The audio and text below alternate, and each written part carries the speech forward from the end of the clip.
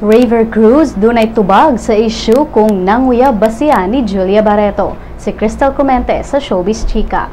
Klaro ni Rayver Cruz nga wala siya manguyab ni Julia Barretto nunod sa mga chismis human siya nakit-an na sad kauban ng pamilya ni Julia tungkol sa iyang birthday.